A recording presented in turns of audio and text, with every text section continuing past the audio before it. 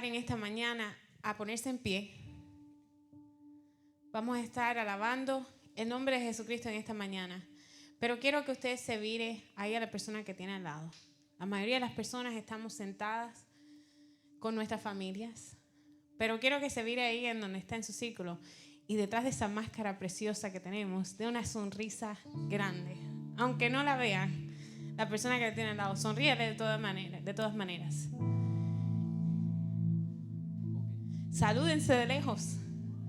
Así mismo, thank you, Millie. Gozosos de poder estar reunidos aquí en esta mañana para glorificar y alabar el nombre del Señor juntos. Queríamos empezar este culto alabando y glorificando el nombre de Dios con esta canción que se llama Rey de Reyes, declarándolo en esta mañana. Pero primero vamos a orar. Vamos a orar para darle este culto y ponerlo en las manos del Señor, porque podemos estar aquí adelante diciendo cosas bonitas, haciendo cosas agradables, sintiéndonos bien, pero nada hacemos si no dedicamos este tiempo al Señor, si no estamos aquí con corazones dispuestos a alabar y bendecir el nombre del Señor. Así que únase a nosotros, oremos juntos en esta mañana. Padre Celestial, te damos gracias por este tiempo que tú nos has permitido estar aquí. Venimos aquí, Padre Celestial, no para salir de aquí llenos de algo, aunque queremos salir de aquí llenos de ti. Pero venimos aquí más que nada para ofrecerte a ti un culto, un holocausto, Padre Celestial, digno de ti. Te suplicamos, Padre Celestial, que tú estés aquí en medio de nosotros y te glorifiques, Padre Celestial. Abre nuestros corazones, abre nuestras mentes, Padre Celestial, y que nosotros podamos estar aquí alabando y glorificándote de corazón. Gracias, Padre Celestial, por este tiempo, y recibe cada cosa, cada alabanza, cada pensamiento, cada cosa que se haga aquí, Padre Celestial, para tu gloria y para tu honra, como una ofrenda de olor grato. En el nombre de Cristo oramos. Amén. Amén. Cantemos juntos en esta mañana. Rey de Reyes.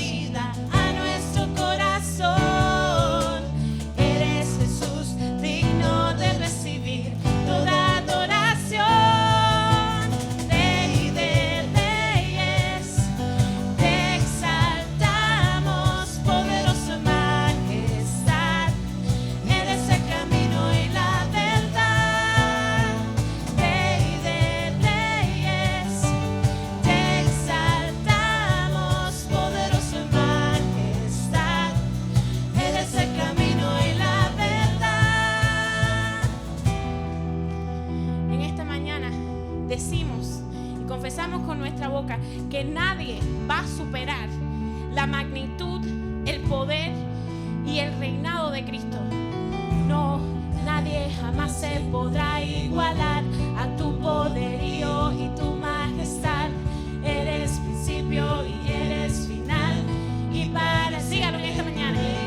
No, nadie jamás se podrá igualar a tu poderío y tu majestad. Eres principio y eres final. Y para siempre, grítelo. No, nadie jamás se podrá igualar a tu poderío y tu majestad. Eres principio y eres final. Y para siempre tú reinas. No, nadie jamás se podrá igualar a tu poderío y tu majestad. Eres principio y eres final. Y para siempre tú reinas, Rey de Reyes. Te exaltamos, poderoso en majestad. Eres el camino y la verdad. Rey de Reyes. Te exaltamos, poderoso en majestad. Eres el camino y la verdad.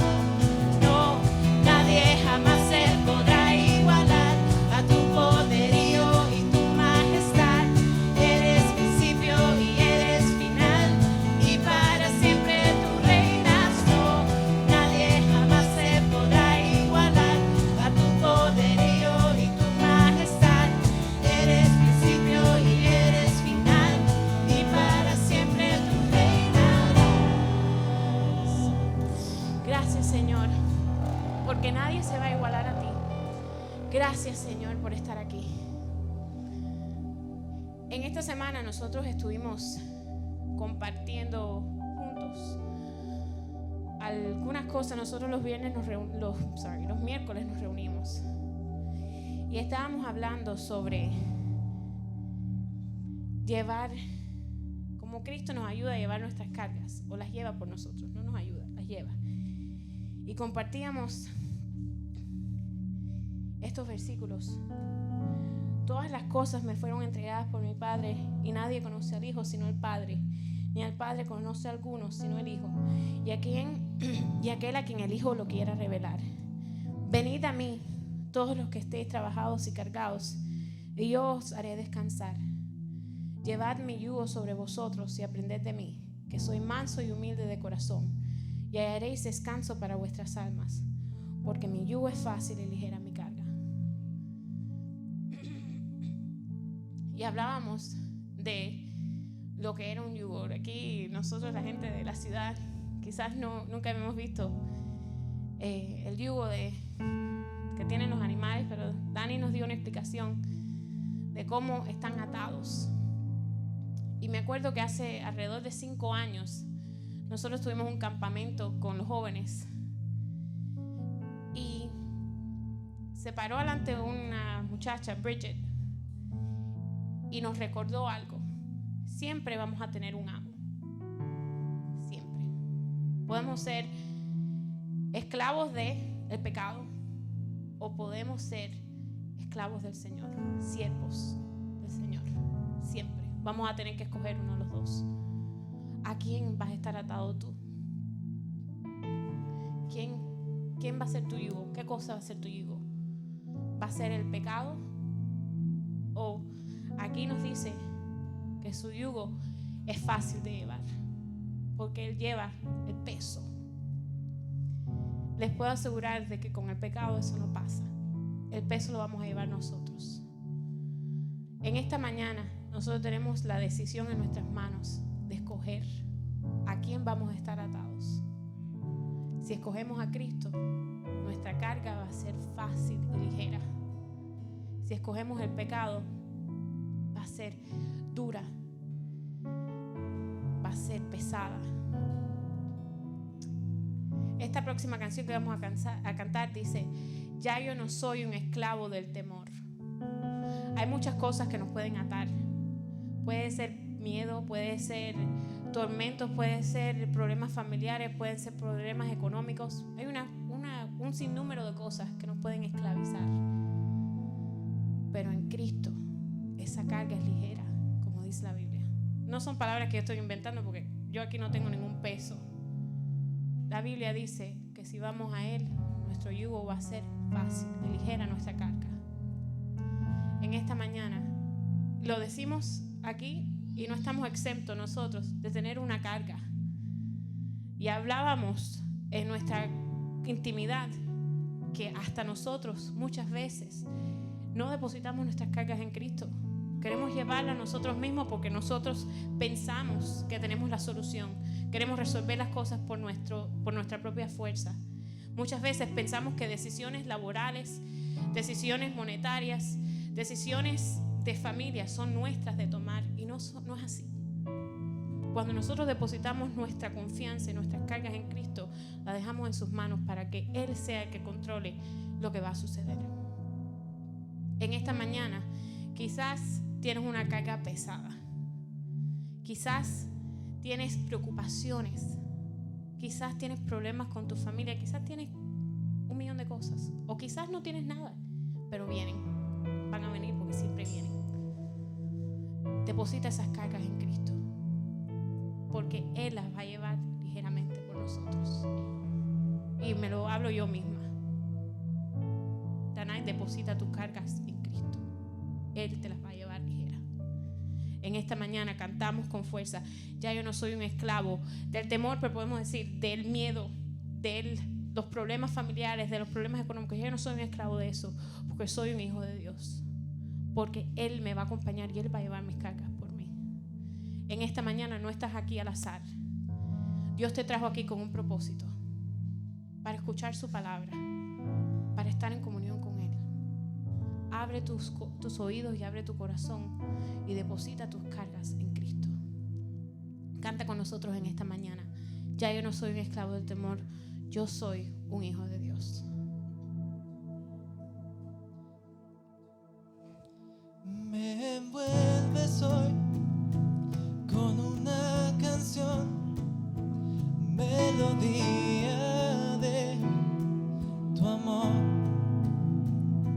Cantas libertad en mi adversidad, hasta que huya el temor.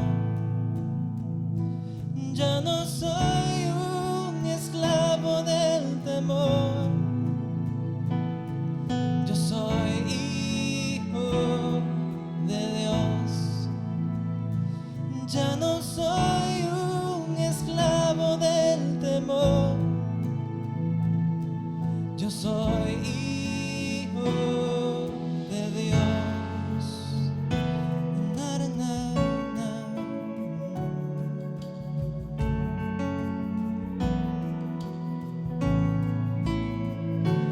Desde el vientre fui escogido en ti, me llamó el amor, de nuevo nací, recibido en ti, tu sangre en mí fluyó. Ya no soy un esclavo del temor.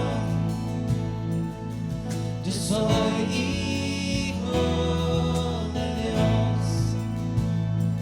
Ya no soy un esclavo del temor. Yo soy hijo de Dios.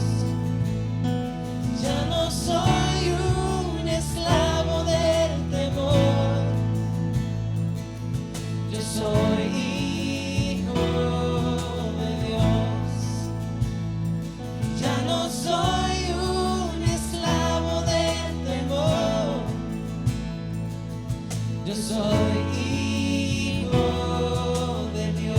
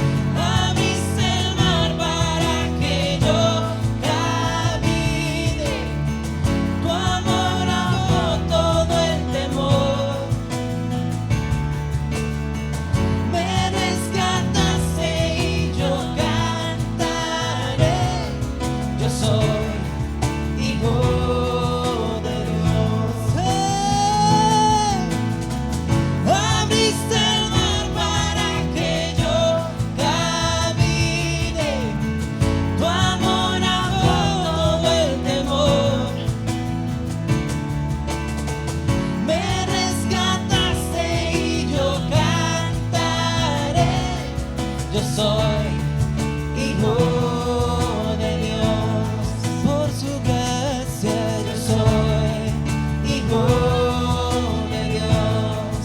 Una vez más. Yo soy hijo de Dios. Amén. Gracias, Señor, porque sabemos, Padre Celestial, que en cada momento que había una dificultad, Daniel con los leones, tú estabas ahí. Moisés en el desierto, él hablaba contigo, porque tú también estabas ahí. Gracias, Padre Celestial, porque sabemos que no necesitamos tenerle miedo a nada. No necesitamos llevar el peso del pecado ni de las preocupaciones nosotros mismos, porque somos hijos tuyos y por tanto estamos siempre contigo. Gracias, Padre Celestial, por abrir el mar rojo, por caminar a nuestro lado, por estar siempre pendiente de cada una de nuestras necesidades. En esta mañana, Padre Celestial, que nosotros podamos también tener en nuestro corazón el deseo, Padre Celestial, de que otros también tengan esta misma seguridad que tenemos nosotros, de ser hijos de Dios. Llénanos de fervor, Padre Celestial, en esta mañana y en este tiempo que vamos a estar enfocándonos en el evangelismo, Padre Celestial, para poder llevar tu palabra y que otros también tengan este confort, esta paz, Padre Celestial, de que tú siempre estás con ellos. Prepáranos, Padre Celestial, y usa a Delvis con poder, Padre Santo, para traer tu palabra. Úngelo, Padre Celestial, de ti, de tu presencia, Padre Celestial, de tu palabra, para que lo que Él traiga en esta mañana venga de parte de ti. En el nombre de Cristo oramos. Amén. Bien, hermanos, estamos enfrascados en llevar a cabo un ministerio en nuestra iglesia, el ministerio de evangelismo. Y como ustedes pueden ver ahí en la entrada de la puerta, no sé si se dieron cuenta, pero aquí también está unos carteles que dice Who's Your One? ¿Quién es tu uno? Y de eso se trata el ministerio que vamos a estar llevando a cabo en nuestra iglesia. Teníamos planificado que yo comenzara esta serie de mensajes, 3 mensajes en total, al comenzar el año, pero el virus entró en mi hogar y entonces ahí contagió a todo el mundo. Entonces, por problema de protocolo y todas esas cosas, no pude comenzar. Así que el pastor estuvo predicando los mensajes que tenía planificado predicar al final, pero fue de mucha bendición. Yo los estuve escuchando porque no pude estar acá, los escuché en las redes, en YouTube, y ciertamente Dios lo usó y trajo incluso hasta muchas cosas que voy a compartir con ustedes en esta tarde. Vamos a tener un momento de oración. Nuestro buen Dios, queremos agradecerte, Padre, una vez más por estar aquí reunidos con el propósito de adorar tu nombre, de aprender de tus enseñanzas y de seguir la voz de tu Espíritu, Señor, para lo que tú quieres que nosotros hagamos. Manifiéstate, Señor, y te ruego, me pongo en tus manos para que me uses y yo pueda transmitir tu mensaje, Señor, con poder y usado por tu Espíritu Santo, Señor. Te pedimos que perdones nuestros pecados en el nombre de Jesús. Amén. Vamos a estar tratando el pasaje que se encuentra en Mateo capítulo 4, versículos del 18 al 22. Mateo capítulo 4. Y dice allí la palabra de Dios: andando Jesús junto al mar de Galilea, vio a 2 hermanos, Simón llamado Pedro y Andrés su hermano, que echaban la red en el mar porque eran pescadores. Y les dijo: venid en pos de mí y os haré pescadores de hombres. Ellos dejando al instante las redes le siguieron. Pasando de allí vio a otros 2 hermanos, Jacobo, hijo de Zebedeo, y Juan su hermano, en la barca con Zebedeo su padre, que remendaban sus redes, y los llamó. Y ellos, dejando al instante la barca y a su padre, le siguieron. Y hermanos, cuando yo comencé en el Evangelio, que me convertí más o menos a la edad de los 23 años, y leí este pasaje, me resultó un poco contradictorio porque no lo entendía. En aquel tiempo yo estudiaba en la universidad y comenzó el periodo especial en Cuba. Y entonces mi papá, que había trabajado mucho tiempo en el campo, pero que ahora se encontraba trabajando en una fábrica que se llama la fábrica Clorososa, fábrica de químicos allá en mi pueblo. Bueno, la única que existe en Cuba. El hipoclorito ese que echaban en las piscinas salía de ahí, de esa fábrica. Y entonces, cuando la cosa se puso dura, mi papá dijo, bueno, voy a hacer lo que mejor sé hacer, que es sembrar la tierra. Y al lado de esa fábrica había como una loma que estaba llena de aroma. Todos conocen lo que es la aroma, ¿verdad? Es una planta que nadie la siembra, pero se da de lo más bien. Y que es durísima. Y no da ni fruto ni nada. Lo único que sirve es para hacer carbón. Pero es bien dura. Una leña dura. Y aquella loma estaba llena de ese aroma. Y el gobierno autorizó a que las personas que estuvieran interesadas se les daba una porción de tierra para que la pudieran sembrar. Y recuerdo que mi papá me dijo, sígueme. Y me llevó a aquella loma y entre las aromas me dijo, la parte que nos corresponde a nosotros es esta. Entonces empieza aquí a cortar, que yo voy a ver la otra parte.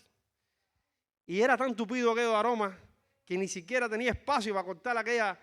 Y así empezamos mi papá y yo a cortar todo aquella aroma. Hicimos un espacio grande y empezamos a sembrar ahí el maíz, que gracias a Dios se daba bien. El frijol nunca lo recogimos porque había unos escapos de cloro en aquella fábrica y entonces como la mata de frijol es tan débil, se moría. Entonces mi papá, con la esperanza de coger una cosecha un día, sembraba frijoles y guataqueábamos y se echaba a perder.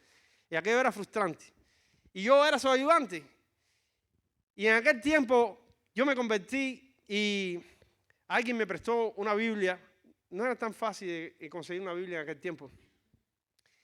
Y yo, desde que conocí a Jesucristo, me mostré muy interesado y una pasión por la palabra, de conocer la verdad. Tenía mucha sed de conocer la verdad. Que hoy en día la verdad está perdida. Usted ve las noticias y usted dice, bueno, ¿me estarán diciendo verdad o mentira esta gente? Es algo tremendo. Bueno, la verdad está en la palabra. Y yo comencé a leer aquello y cuando yo leía este pasaje, me llamó poderosamente la atención cómo ver a Jacobo y a Juan, que estaban ahí en la barca con su papá, remendando las redes para quizás al otro día tirar las redes y pescar, y de pronto pasa Jesús y le dice, sígueme. Y ellos dejaron a su papá ahí, remendando las redes, y se fueron. Y entonces yo dije, oye, si yo le digo a mi papá, oye, mira, mañana no puedo ir contigo porque Jesús me llamó a que lo siguiera, yo dije, seguro no va a ser tan sencillo como estoy leyéndolo aquí en la Biblia. Seguramente le voy a tener que dar muchas explicaciones y al final no lo voy a convencer. Y entonces pasó mucho tiempo hasta que yo pude precisamente entender qué es lo que estaba sucediendo en este pasaje. Y es lo que quiero que nosotros reflexionemos en esto, yendo al contexto histórico en el tiempo de Jesús y la tradición de los judíos. Si yo les preguntara en esta tarde, ¿cómo se le dice a una persona que le ha entregado su vida a Jesús? ¿Qué ustedes me responderían? ¿Cómo? Cristiano, ¿verdad? Es la palabra que comúnmente conocemos. Cuando una persona se convierte, le decimos cristiano. Sin embargo, curiosamente, esta palabra solamente aparece 3 veces en la Biblia. Solamente 3 veces. 2 veces en el libro de los Hechos y una en el libro de Pedro, en la primera carta de Pedro, capítulo 4. Sin embargo, la palabra discípulo aparece unas 281 veces en toda la Biblia. Y en el libro de los Hechos, capítulo 11, versículo 26, aparece el momento donde por primera vez se le llamó a los seguidores de Jesús cristianos. En el libro de Hechos, capítulo 7, narra la historia de cómo Esteban fue apedreado por los judíos por declarar su fe en Jesucristo. Y a partir de ahí comenzó una gran persecución, comenzando desde Judea. Y los cristianos fueron esparciéndose por Samaria. Y resulta ser que en un tiempo unos judíos cristianos de la isla de Chipre, siempre se me olvida el otro, y de Cirene, gracias Leo, de la región de Cirene, que es una región que está al oeste de Egipto, en el África, hicieron algo que no era común en aquel tiempo, porque los judíos pensaban que la salvación solamente era para el pueblo judío. Pero aquellos judíos cristianos empezaron a hablarle a unos griegos en Antioquía, y resulta ser que los griegos empezaron a convertirse en gran número. Y aquello llamó tanto la atención que llegó a la iglesia en Jerusalén y mandaron a Esteban. Esteban, ve allá por favor, a ver, averigua qué es lo que estaba sucediendo, porque los griegos. Y allá llegó Esteban y dice que vio la gloria y la gracia de Dios en aquellas personas. Y posteriormente entonces Esteban buscó a Pablo y lo llevó a Antioquía para que le ayudara a predicar la palabra también a aquellas personas. Y en Hechos capítulo 11, versículo 26, dice que se les llamó a los discípulos por primera vez cristianos. Y era como algo despectivo, algo así como que, mira, esta gente como que se parecen al Cristo ese que crucificaron. Parecen pequeños Cristos. Y así, por primera vez, surgió esta palabra, Cristo. Pero sí se le llamó a los discípulos, porque dice la palabra, y se les llamó a los discípulos por primera vez cristianos. Así que la palabra discípulo tiene en sí una connotación bien profunda, y es lo que vamos a estar analizando en esta tarde para los seguidores de Jesús. Y he puesto por título a este mensaje, Jesús te llama a que seas su discípulo. Jesús te llama a que seas su discípulo. Y en el tiempo de Jesús, la costumbre del pueblo judío era la siguiente. Todos los niños hebreos a la edad de los 5 años comenzaban a asistir a la escuela para estudiar los 5 primeros libros de la Biblia o del Antiguo Testamento en aquel tiempo, porque no existía el Nuevo Testamento en aquel tiempo. Llamada la Torá. El Génesis, Éxodo, Levítico, Número, Deuteronomio. Y dice que era tradición que aquellos niños, cuando llegaban el primer día de clase, se le ponía una gota de miel en sus bocas y se le leía el primer capítulo de Génesis para que ellos vieran lo dulce que era la lectura y el estudio de la palabra de Dios.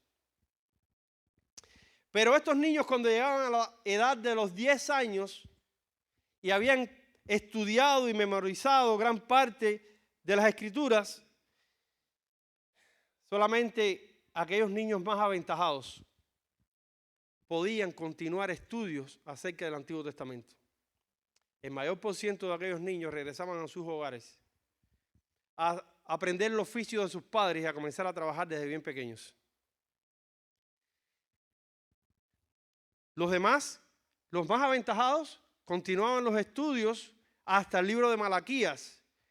Y a la edad de los 17 años, aquellos jóvenes que estaban interesados en continuar estudios teológicos de la palabra, ciertamente los más aventajados de todos ellos, porque era para el pueblo judío, los jóvenes judíos, la máxima aspiración de ser un gran escriba de la palabra, un gran maestro, que la palabra en hebreo se conoce como rabí. Cuando usted lee la palabra rabí significa maestro. Y aquellos jóvenes tenían gran aspiración de convertirse en un gran maestro de la palabra. Y la tradición consistía en lo siguiente: a esa edad, aquellos jóvenes debían identificar a un maestro que ellos admiraran. Y entonces se sentaban a los pies de él, y eso significaba que ellos querían ser discípulos de aquel maestro. Entonces el maestro les hacía una serie de pruebas y de preguntas, porque ellos escogían a los mejores. ¿Por qué escogían a los mejores? Porque el propósito de aquel maestro era que aquel discípulo conociera todo lo que él conocía, aprendiera su estilo de vida, que fuera como él era. De tal manera que había una frase que era un orgullo para el discípulo, que alguien le dijera: el polvo de tu rabino te cubre. Una frase, pero eso es lo que significaba era lo siguiente, y era que los caminos en el tiempo de Jesús no eran pavimentados, eran muy secos y se levantaba mucho polvo. Y más en Israel, que es son tierras muy secas y hasta desérticas en lugares. Y lo que significaba era que el polvo que se levantaba cuando el maestro pisaba bañaba a su discípulo de tan cerca que lo seguía. Y aquí, lo que estaba diciendo: eres tan parecido a tu maestro. Entonces eso le llenaba de orgullo a aquel discípulo. Y eso era lo que aspiraban, y esa era la tradición en aquel tiempo. En el tiempo de Jesús había un rabino muy conocido, Gamaliel. ¿Han escuchado de Gamaliel en las Escrituras? Y había otro que se llamaba Hillel, y así sucesivamente, porque aquellos rabinos, aquellos maestros tenían diferentes categorías. Habían rabinos que tenían más autoridad dentro de ellos y eran reconocidos por el pueblo. Y esta palabra autoridad es una palabra que en hebreo se conoce como mistar. Significaba: ese es un maestro con gran autoridad. En Hechos capítulo 5, versículo 34, dice la palabra que Gamaliel era doctor en la ley, venerado por todo el pueblo. Quiere decir que Gamaliel era un maestro con mistar, con autoridad, reconocido por el pueblo. En Hechos capítulo 22, versículo 3, vemos cómo Pablo declara que él era un discípulo de Gamaliel, instruido a los pies de él. Y ahí vemos cómo ciertamente en la palabra aparece esta tradición que les estoy hablando. Ahora, Jesús era reconocido como un maestro con autoridad aún entre aquellas personas que no lo aceptaban como el Mesías. En el libro de Lucas, capítulo 2, y en los versículos 46 y 47, y ya desde el versículo 41 habla que Jesús, cuando tenía 12 años, sus padres lo llevaban a Jerusalén para celebrar las fiestas que allí se conmemoraban, la fiesta de la Pascua, la fiesta de los panes sin levadura. Y ellos viajaban desde Nazaret hasta Jerusalén para celebrar aquellas fiestas. Y en una ocasión, cuando regresaban en familia, buscaron a Jesús y no lo hallaron. Y entonces decidieron regresar a Jerusalén para ver si lo encontraban, y lo encontraron en el templo. Y dice allí que estaba Jesús junto con los doctores de la ley, con los maestros de gran rango, de gran autoridad. Y dice que aquellas personas se asombraban de la inteligencia de Jesús, de las preguntas y de las cosas que él decía a la edad de los 12 años. Y una de las cosas que caracterizaba a un maestro con gran autoridad, principalmente, y para ser un maestro con gran autoridad, con mistar, tenías que al menos cumplir 3 condiciones. En primer lugar, debías haber hecho algún milagro. Recordemos que Jesús, inmediatamente que se bautizó al poco tiempo, ¿cuál fue su primer milagro? Convirtió el agua en vino en las bodas de Caná. Así que ya Jesús había hecho un milagro, pero otra condición era que 2 rabinos, mistar, te reconocieran. Y cuando Jesús se bautizó, dice en Lucas capítulo 3, versículos 21 y 22, que en el versículo 22 dice que se oyó una voz del cielo que decía: este es mi Hijo amado, en ti tengo complacencia. ¿De dónde se escuchó la voz? Del Padre. Así que en ese momento el mistómetro subió y todo el mundo dijo: oh, este es un maestro de gran categoría. Otra condición y otro maestro que dio testimonio de Jesús fue Juan el Bautista. Él declaró: este es el Cordero de Dios que quita el pecado del mundo. Y Juan el Bautista era reconocido por todo el pueblo como un maestro de alta autoridad. Y Juan el Bautista en otra ocasión dijo: después de mí viene uno que yo no soy digno ni siquiera de desatarle la correa del zapato. Viene uno que tiene mucho más autoridad que yo. Y señaló a Jesús como ese que había de venir. En tercer característica que debían tener un maestro de alto rango era que debía tener autoridad para dar nuevas interpretaciones o interpretaciones más profundas de la palabra de Dios. Y recordemos que en el Sermón del Monte, solamente en el capítulo 5 de Mateos, en más de 4 ocasiones Jesús dijo: ¿oíste que fue dicho? Pero yo os digo. ¿Oíste que fue dicho en la ley: no adulterarás? Pero yo digo, cualquiera que mire a una mujer y la codicie en su corazón, ya adulteró. O sea, él daba una profundidad al conocimiento literal de aquella palabra que otros no veían. Así que Jesús era reconocido como un maestro, un rabino de gran autoridad. Y muchos discípulos, jóvenes judíos, seguramente que se sentaban a los pies de Jesús porque querían ser sus discípulos. Sin embargo, y es el primer punto de este mensaje, Jesús no escogió a los más capaces, sino a los más dispuestos. Jesús no escogió a los más capaces, sino a los más dispuestos. Dice el versículo 18 de Mateo capítulo 4, mientras caminaba junto al mar de Galilea, Jesús vio a 2 hermanos.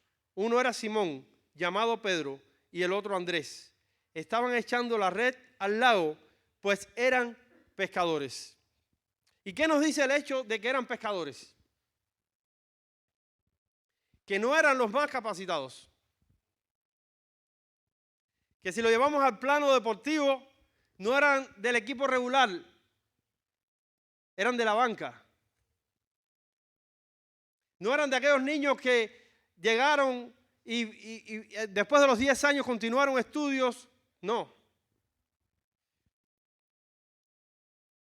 Eran de los que se habían ido a sus hogares a aprender las costumbres y las tradiciones de sus padres.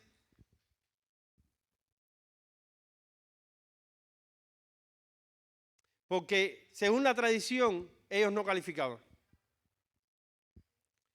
Pero Jesús no estaba buscando a hombres con mucho intelecto o poder dentro de la sociedad. Lo que Jesús estaba buscando eran hombres dispuestos y llenos de fe. Y estos hombres lo tenían. Estos hombres estaban deseosos y esperando al Mesías que había de venir. Y eso estaba presente en cada uno de estos discípulos. Si usted lee en la palabra, Juan le dijo: he encontrado al Mesías, y lo llevó hasta donde estaba Jesús. Natanael le dijo, Felipe le dijo a Natanael: he encontrado al Mesías. Esos hombres, todos estaban con un corazón dispuesto, esperando la promesa que Dios había hecho.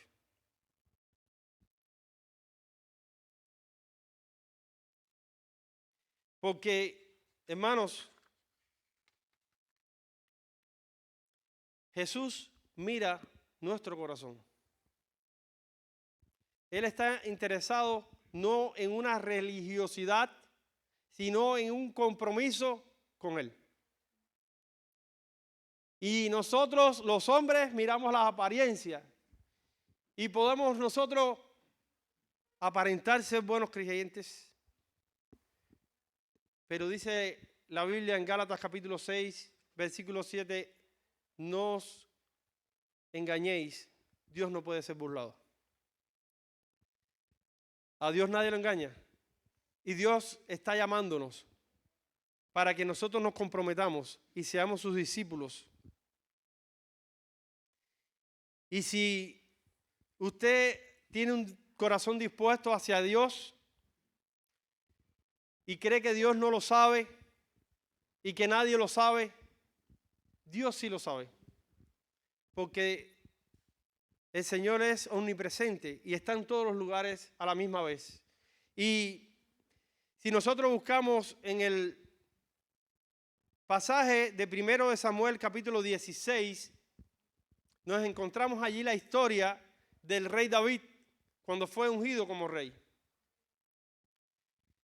Saúl había sido desechado por ser desobediente a Dios en varias ocasiones. Y Dios lo desechó. Y le dijo al profeta Samuel, llena el cuerno con aceite, porque me has de ungir a un nuevo rey para Israel. Vete a la casa de Isaí. E Isaí tenía 8 hijos. Y el más joven era David. Y dice la Biblia que David,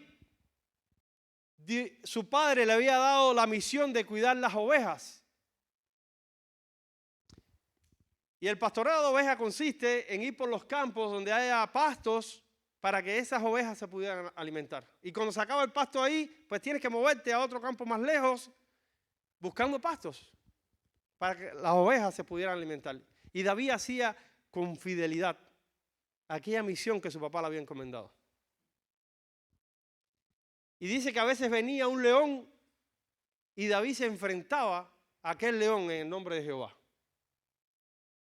Y venía un oso y se enfrentaba al oso. Y Dios le daba la victoria. Y esos campos son bien distantes. Quizás nunca nadie vio las luchas de David defendiendo aquellas ovejas. Pero Dios sí. Y cuando Dios mandó al profeta Samuel a la casa de Isaí a ungir al nuevo rey, el primero que se presentó fue Eliab, joven alto, fuerte, perteneciente al ejército de Saúl, un hombre de guerra. Impresionó al profeta Samuel y Samuel dijo, de cierto seguro que estoy delante del ungido de Jehová. Sin embargo, Dios le dijo, no mires, este no es, porque los hombres miran la apariencia, pero yo miro el corazón. Y si usted tiene un corazón dispuesto a servir a Dios, Dios te está viendo, Dios lo sabe y Dios te va a usar. Dios te va a usar. Y dice la palabra que después que pasaron los 7 hermanos de David, Jehová le dijo a Samuel, ninguno de estos es. Y el profeta Samuel le preguntó a Isaí, ¿no tienes más hijos? Y dice, sí, tengo uno pequeño, pero es bien pequeño y él lo que hace es cuidar ovejas. Y llámalo. Porque hasta que él no venga, no podemos continuar y saber si es él. Ciertamente cuando David se presentó, Jehová le dijo a Samuel, este es el que verdaderamente tiene temor de mí. Este es el que verdaderamente se ha cumplido con la labor que su papá le ha encomendado con gran fidelidad. Y yo he visto cómo él ha dependido de mí y no de sus fuerzas. Y de allá, del campo, no sé cuánto tuvo que la persona que fue a buscar a David ir a recorrerlo, pero allá lo encontró para que fuera ungido como rey de Israel. Y ciertamente si tú tienes un corazón dispuesto a servir a Dios, el Señor te está viendo y te va a usar. John MacArthur dijo, Dios se brincó a los sabios de aquel tiempo. Los grandes eruditos estaban en Egipto. La biblioteca más grande en Alejandría. Y ciertamente en Alejandría, una biblioteca donde era bien conocida, la más prominente de aquella época, donde estaban los mayores volúmenes de manuscritos y los eruditos más preparados en cuanto a la escritura. De hecho, ya en este tiempo en que Jesús estaba la versión de la Septuaginta, una versión de la palabra, una traducción de la palabra del original del hebreo y el arameo al griego, porque era el idioma común en aquella época. Sin embargo, Jesús no escogió a esos hombres. No escogió a los más preparados. Los mejores filósofos vivían en Atenas. Eran grandes pensadores los que vivían ahí en Atenas. Aportaron mucho a la ciencia, a la física. Sin embargo, Jesús no escogió a ninguno de ellos. El poder se hallaba en Roma. El imperio que estaba gobernando en el tiempo de Jesús era el imperio romano. Y el César era valorado por los romanos como un dios. Tenía gran poder aquel hombre. Sin embargo, Jesús no lo escogió a él. Jesús escogió a aquellos hombres sencillos de pueblo, como lo somos tú y yo, para hacer aquella gran obra que nosotros conocemos, que es la predicación del Evangelio, la iglesia de Jesucristo, que ha trascendido desde aquel tiempo hasta la fecha y seguirá trascendiendo, porque las puertas del Hades no prevalecerán contra la iglesia. La gente con muchos talentos y habilidades se habría interpuesto en el camino, porque quizás no habrían podido aprender a depender del poder de Dios. Jesús les enseñó que su poder en vasos débiles era infinitamente más grande que el mayor de todos los talentos sin Él. Así que Dios no espera que tú y yo seamos grandes sabios y que tengamos mucho poder para usarnos. Dios quiere usarnos a ti y a mí, tal y como somos, y hacer una gran obra a través de nosotros. Y en segundo punto de este mensaje es que Jesús quiere que seamos sus discípulos. Así como aquellos apóstoles eran los discípulos de Jesús. Y como enseñaba la tradición que les he mencionado, aquellos hombres caminaban todo el tiempo con su maestro para aprender a ser transformados como Él. Nosotros somos llamados a ser también discípulos de Jesús. Y usted dirá, bueno, es diferente ahora, porque ahora no está Jesús así presente como en el caso de ellos. Pero hermano, tenemos la palabra, la cual es suficiente para transformar nuestras vidas. De hecho, ya lo ha hecho. Hemos sido transformados por la palabra de Dios. Cuando nosotros leemos la palabra, el Señor nos está hablando, tal como lo hizo con sus discípulos. Cuando nosotros oramos, nosotros le hablamos a Dios, tal como los discípulos hacían. ¿Usted no le ha hecho pregunta a Dios? Y Dios ha contestado. Otras veces le dice, esperen. Cuando Dios le habló al profeta Daniel y le dijo, escribe estas cosas que han de acontecer. Cuando Daniel terminó de escribir, le dijo, Señor, no entiendo. Y el Señor le dijo, Daniel, cierra el libro, porque esto no es para tu tiempo. Esto es para el tiempo del fin. Y Daniel se murió y no entendió, porque no era para su tiempo. Así que ellos también murieron con dudas de cosas. Pero lo que era necesario que ellos supieran, Dios se los dio. Y lo que es necesario que tú sepas, Dios te lo va a dar. Así que cuando nosotros oramos, hablamos con Dios, cuando leemos la Biblia, Él nos habla. Para ser discípulos de Jesús es necesario que cada día leamos la palabra para que el Señor nos hable. Es necesario que cada día oremos. El pastor lanzó un reto que Dios le puso en su corazón. Al menos 1 hora al día. Dedicarle a Dios 1 hora de oración. Al menos, créeme, no alcanza para las tantas cosas que tenemos que decirle a Dios. Y también para que Dios nos diga, porque en el medio del silencio de la oración, el Señor usa la palabra para hablarte. Así que Dios nos habla a través de la oración también. Es necesario que nosotros cultivemos diariamente esa vida devocional y nuestra relación con Dios. No podemos llamarnos discípulos de Jesús si no leemos la palabra diariamente. No podemos llamarnos discípulos de Jesús si no oramos diariamente. No podemos llamarnos discípulos de Jesús si Él nos ha llamado a algo y nosotros no lo hacemos.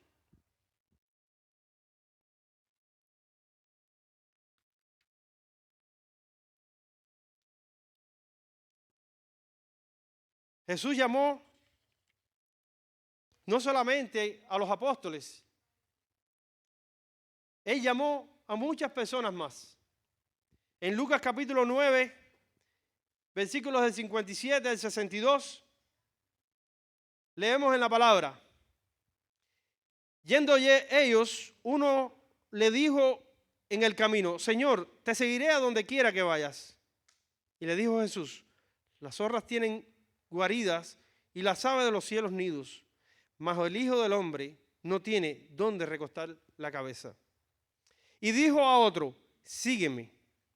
Él le dijo: Señor, déjame que primero vaya y entierre a mi padre. Jesús le dijo: deja que los muertos entierren a sus muertos, y tú y ve y anuncia el reino de Dios. Entonces también dijo a otro: te seguiré, Señor, pero déjame que me despida primero de los que están en mi casa. Y Jesús le dijo: ninguno que poniendo su mano en el arado mira hacia atrás es apto para el reino de Dios.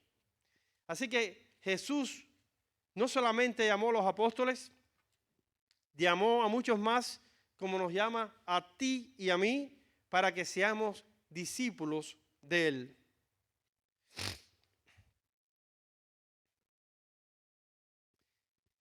Jesucristo es el mismo ayer y hoy y por los siglos, dice Hebreos 13, versículo 8. La Biblia nos cuenta de la omnipresencia de Dios, cómo Él está en todos los lugares a la misma vez. Y me llama la atención la manera tan clara en que Dios nos conoce a nosotros. Nos conoce mejor que nosotros mismos. En el Salmo 139, y quiero que busquen 139, versículos del 1 al 12, dice allí la palabra: oh Jehová, tú me has examinado y conocido. Tú has conocido mi sentarme y mi levantarme. Has entendido desde lejos mis pensamientos. Los pensamientos nuestros, dice, de lejos tú los has entendido. Has escudriñado mi andar y mi reposo, y todos mis caminos te son conocidos. Dice todos. Pero aún no está la palabra en mi lengua, y esto me maravilla. He aquí, oh Jehová, tú la sabes toda. Detrás y delante me rodeaste, y sobre mí pusiste tu mano. Tal conocimiento es demasiado maravilloso para mí. Alto es, no lo puedo comprender. ¿A dónde me iré de tu espíritu y a dónde huiré de tu presencia? Si subiera a los cielos, allí estás tú. Y si en el Seol hiciere mi estrado, he aquí, allí tú estás. Si tomare las alas del alba y habitare en el extremo del mar, aún allí me guiará tu mano y me asirá tu diestra. Si dijere, ciertamente las tinieblas me encubrirán, aún la noche resplandece alrededor de mí. Aún las tinieblas no encubren de ti y la noche resplandece, dice, como el día. Lo mismo te son las tinieblas que la luz. Muchas veces pensamos que la oscuridad nos oculta. Sin embargo, de Dios no nos podemos ocultar. No hay un lugar en esta tierra que podamos estar que Dios no esté. Y es maravilloso cómo el Señor nos conoce. Así, esa relación tan íntima es la que quiere Dios tener con nosotros. Que nosotros seamos discípulos de Jesús. En tercer lugar, Jesús tiene una tarea para todos sus discípulos. En el versículo 19 de este capítulo 4 de Mateo, dice, y les dijo, venid en pos de mí, y os haré pescadores de hombres. Hermanos, esta es la misión más importante que Dios ha dejado a todos sus discípulos. Porque es una misión que no es para un grupo escogido de cristianos. Es para todo cristiano, para todo discípulo de Jesús. El predicar el evangelio es una misión que el Señor nos ha encomendado a todos. Y a menos que no estemos en función de eso, no podemos estar en paz con Dios. ¿Cómo demuestras que eres un discípulo? Dando fruto, alcanzando a otros para Cristo. En Juan capítulo 15, versículo 8, dice la palabra, mi Padre es glorificado cuando ustedes dan mucho fruto y muestran así que son mis discípulos. Y en Lucas capítulo 19, versículo 10 dice, Jesús resumió su ministerio al decir, porque del Hijo del Hombre vino a buscar y a salvar lo que se había perdido. Y si esa es la misión de Jesús, nosotros que somos sus discípulos, tenemos que estar involucrados en esa misión. Si no estamos involucrados en esa misión, somos una iglesia activista y que está en otra cosa, pero no está en los asuntos del Señor. Porque el sacrificio de Jesús fue duro. Es mucho lo que tuvo que sacrificar. Dios mismo vino a morir en una cruz para salvarnos a nosotros. Es un regalo precioso que nosotros tenemos, pero que tenemos que compartir. La muerte de Jesús no puede ser en vano. Jesús quiere, es la voluntad de Dios que todos se salven. Él sabe que no todos se van a salvar, pero Él quisiera que todos se salvaran. Y Dios le ha placido usarnos a nosotros, los hombres, para predicar el evangelio.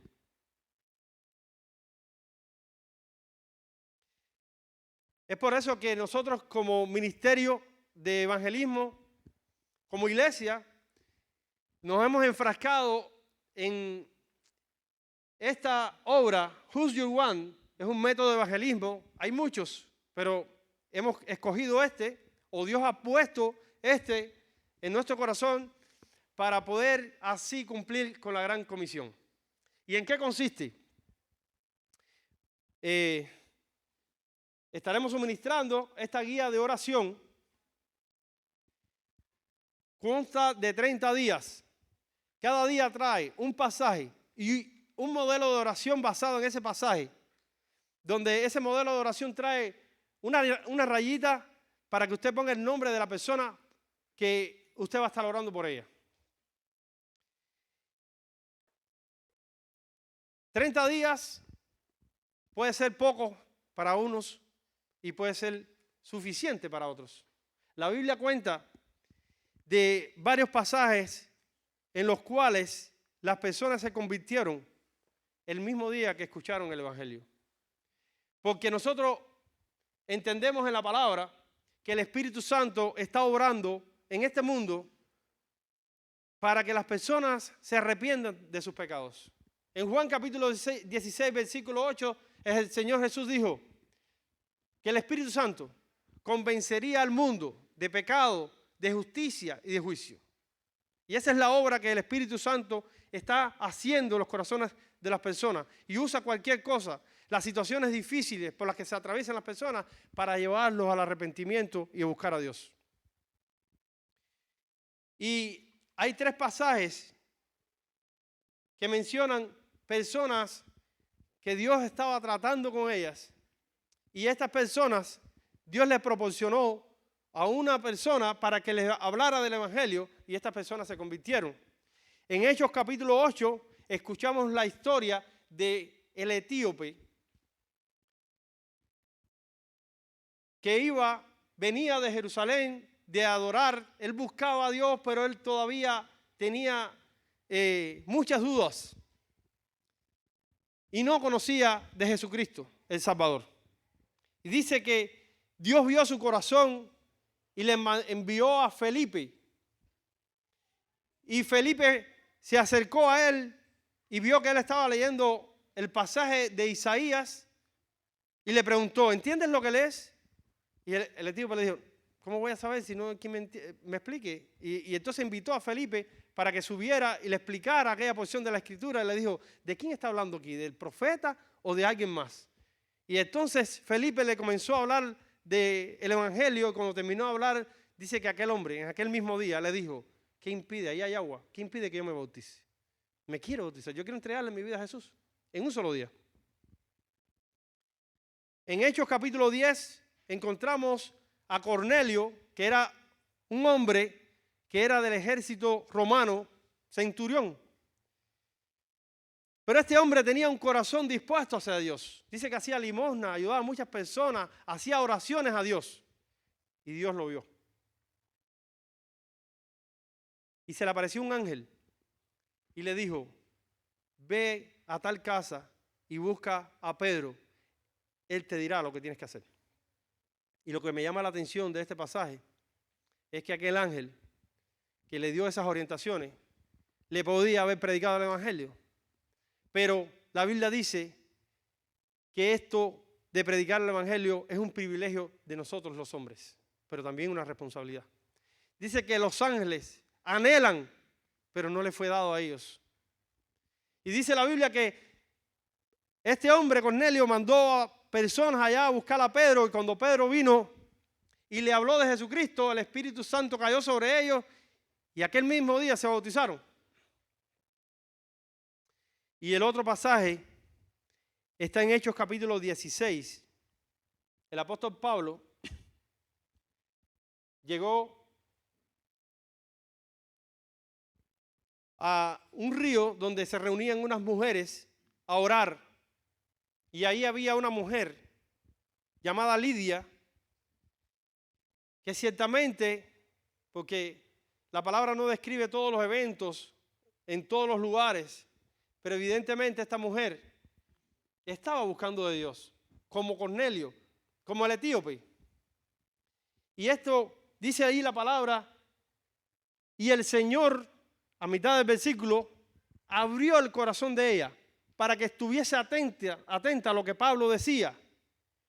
Y yo creo que es la obra que el Espíritu Santo hace en cada persona. Nadie tiene excusa. Porque Juan capítulo 16, versículo 8 dice que el Espíritu Santo convence al mundo de pecado, de justicia y juicio. Nadie tiene excusa. Porque Dios permite que las personas comprendan el Evangelio, pero voluntariamente la gente lo rechaza. Y Dios sabe que muchos van a rechazarlo, pero otros lo van a recibir. Y nosotros tenemos que ir a esas personas, que el Señor nos guíe para alcanzar a este mundo. Los campos están listos para la siega, le dijo Jesús a sus discípulos. Están listos. Hay muchas personas allí que se pueden salvar. Vayan y predíquenle. Y el Señor nos está diciendo a nosotros, vayamos y prediquémoslos a nuestra familia, a las personas que conocemos a nuestro alrededor. Tenemos que predicar el Evangelio. Así que lo que vamos a hacer es que vamos a pedirle al Señor en oración que nos guíe y nos muestre una persona por la cual vamos a estar orando. Vamos a estar orando 30 días. Si se convierte antes, amén, ¿verdad? Pero si no, vamos a estar orando. Y vamos a incluir ahí también a nuestra familia, porque es posible que hayan personas rebeldes en nuestra familia, pero el Señor nos ha llamado a que prediquemos también a nuestra familia, aun cuando sean rebeldes. Porque unas veces vamos a sembrar, otras veces vamos a cegar. Es mucho mejor cegar, recoger, pero otras veces nos toca sembrar. Y nosotros no vamos a saber cuándo esa semilla germine. Quizás otros la recogerán. Hay una persona de mi pueblo que allá en Cuba tenía 2 hijos y una excelente cristiana. Toda su vida estuvo orando por sus hijos y ella murió y ellos se convirtieron después que ella murió. No fue mientras que ella estuvo en vida, pero sucedió el milagro. Así que nosotros unas veces vamos a sembrar, otras veces vamos a cosechar. Vamos a estar orando que Dios nos guíe a identificar a una persona por la cual vamos a estar orando los 30 días. Y en esos 30 días vamos a buscar la oportunidad de presentarle el Evangelio. Y no tenga temor, porque a veces decimos, bueno, yo no sé, tengo temor, hermano, láncese. Y el Señor va a estar, el Señor está ahí. Él dijo en la gran comisión, aquí yo estoy con vosotros todos los días hasta el fin del mundo. Es más, si el Señor no es el que hace la obra, no sirve. Tiene que ser Él. Nosotros somos canales por los cuales Dios obra. Y nosotros tenemos que pedirle al Señor que nos guíe y que nos dé la valentía para hablarle. Hay 4 cosas fundamentales que tienen que estar presentes cuando nosotros presentamos el plan de salvación. El hombre es un pecador y está condenado al infierno. El hombre es un pecador y necesita arrepentirse. Está condenado al infierno por sus pecados, pero Cristo es el sustituto por nuestros pecados y nos libera de todos nuestros pecados si creemos en Él. Es necesario que lo recibas y que lo aceptes como Señor y Salvador de tu vida, y solamente así tendrás vida eterna. Tú lo puedes decir como usted quiera, por acá, por allá. Hablas un poco más, hablas un poco menos, pero esa esencia no puede ser transformada ni cambiada. Jesucristo es el único Salvador. Y nosotros tenemos que romper ese hielo. Sabemos que en las iglesias se ha perdido un poco la fuerza de salir a predicar el Evangelio. Y un poco que las iglesias esperan que las personas vengan. Nosotros no podemos hacer eso. Tenemos que ir y buscar lo que se había perdido.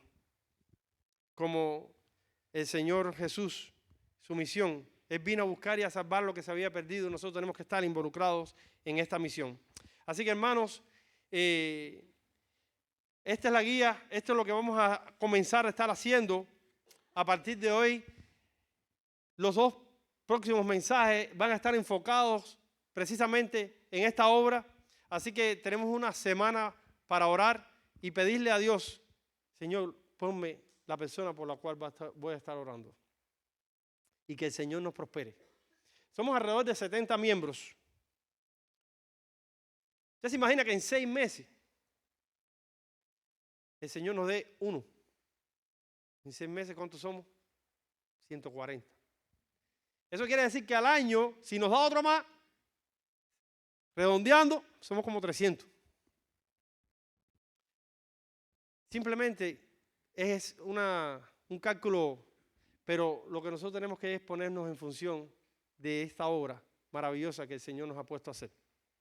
Y Dios permita que todos nos involucremos en esta maravillosa obra y sabemos que el Señor va a estar con nosotros y que nos va a prosperar. No sé cuántos se van a convertir, pero que nosotros estemos enfrascados con compromiso siendo discípulos de Jesús. Que el Señor les bendiga. Le damos gracias a Dios por este reto en esta mañana, porque es un reto. No estamos hablando de simplemente ser cristiano, porque en estos momentos todo el mundo tú le preguntas y sí, creen en Cristo, son cristianos o católicos.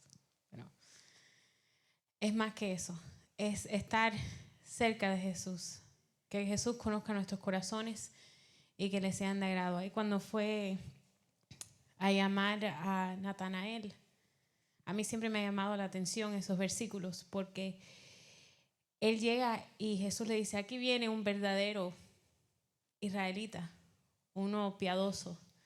Y él le responde, ¿de dónde tú me conoces? Y Jesús le dice, ahí donde estabas, cuando estabas debajo de la higuera, yo te vi. Eso es lo único que dice. Yo siempre, como chismosa, buena chismosa, al fin, estoy siempre intrigada. ¿Qué fue lo que vio en la higuera?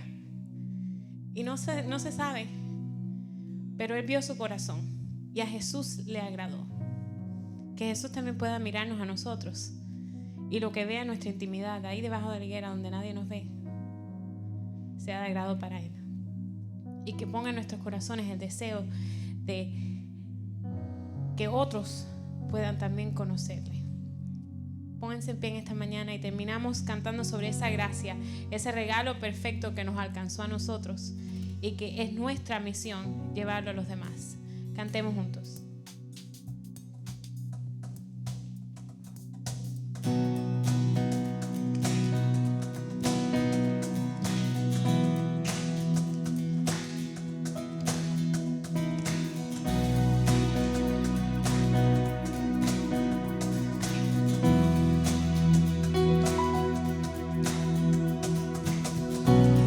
El poder del pecado, tu amor es fuerte y poderoso. El Rey de gloria, el Rey de majestad.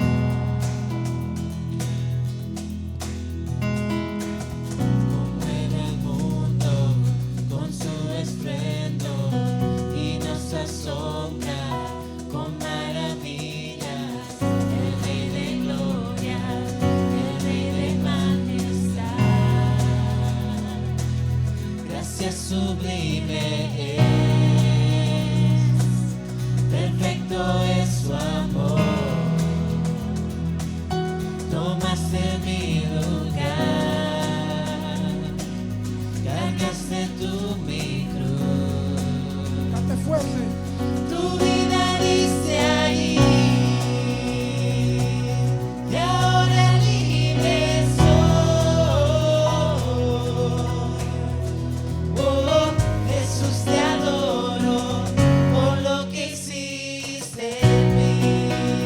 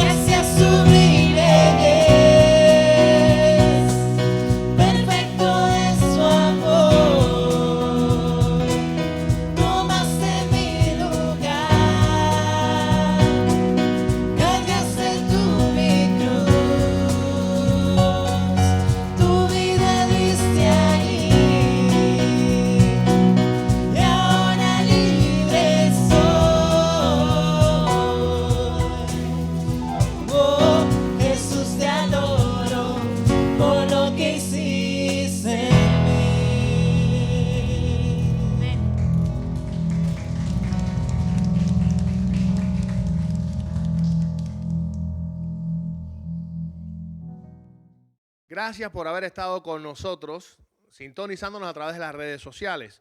Recuerden que cada viernes tenemos culto de oración a las 8:30 de la noche. Simultáneamente los jóvenes también se reúnen para tener su programa de jóvenes. Así que aproveche esta gran oportunidad donde toda la familia tiene un espacio entre nosotros. Los domingos, 10 de la mañana, 12 del mediodía, tenemos nuestro culto de adoración. Ahí predicamos, la banda toca en vivo, adoramos al Señor. Y recuerde reservar, es importante reservar. ¿Dónde puede reservar? En nuestro sitio web alcancemiami.com. Ahí también puede ofrendar electrónicamente si así lo desea. Si necesita comunicarse con nosotros, llamarnos para alguna sugerencia, para poner algún motivo de oración en nuestra lista, puede llamarnos al teléfono 305-857-5477 y comunicarse vía email a alcancemiami@gmail.com. Ha sido un verdadero placer haber estado con ustedes y le invitamos a que cada domingo nos sintonice. Estamos aquí para alabar y glorificar el nombre de Dios. Dios le bendiga ahora y siempre. Somos Iglesia Alcance Miami.